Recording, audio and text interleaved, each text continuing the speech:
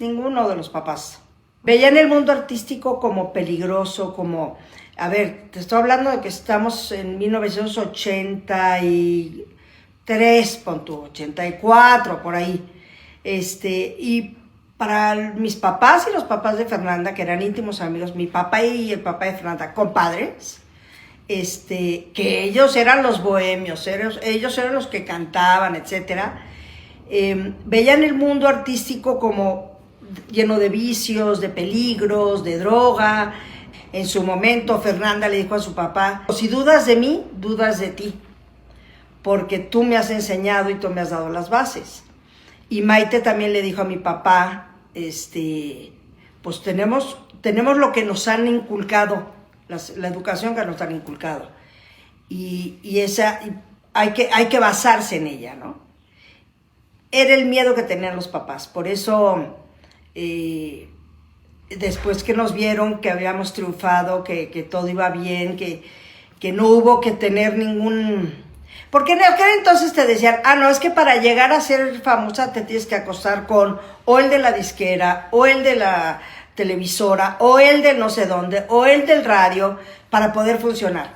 Que seguramente existía, no estoy diciendo que no, pero pues tuvimos la enorme bendición de salir al mundo de la música y a los 3 meses ya nuestra canción ¿Cómo te va mi amor? Era un éxito. Entonces nos brincamos, de hecho nos los decía Emanuel, que Emanuel es nuestro padrino, nos decía, si yo pudiera evitarles ese tramo donde no eres nadie y llegas a ser alguien, que es muy difícil de pasar, muy complicado,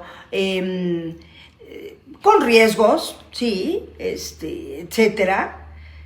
Si yo pudiera, se los evitaría. Y cuando pasa lo de cómo te va mi amor, dijo, bueno, hazte de cuenta que me oyeron allá arriba, porque justo fue ese tramo tan complicado, tan doloroso, tan difícil, tan importante, Yo no pienso que este trancazo que tuvimos de cómo te va mi amor, a los 3 meses, haya sido lo mejor para nuestra carrera.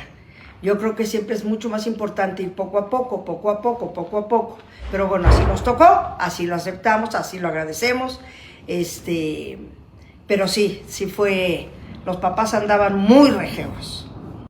Yo tenía muy claro mis 2 profesiones, siempre ganando el canto, eso que ni qué.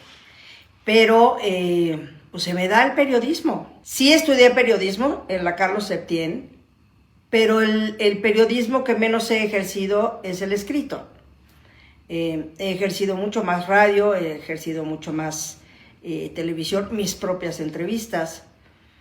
Y siempre sí, yo veía claro mi camino, desde chiquilla. Siempre la música me ganaba, pero pues yo decía por sí o por no. De hecho, inclusive, fíjate, cuando yo les dije a mis papás, terminando ya la preparatoria, que yo quería cantar, yo nunca quité el dedo del renglón, pero mi papá me hacía un chantaje horrible y lloraba y me decía, no, mija, y yo caía. Entonces, me llevaron a una cosa, que te hacían unos estudios. Y entonces, la persona preparada para ello te decía, a ver, tú, fulanita, eres capaz, o sea, el rollo para ti sería dedicarte a la medicina, por las cosas que te hacían como muchas pruebas de diferentes cosas, diferentes talentos, diferentes gamas, que si medicina, que si matemáticas, que si esto y aquello.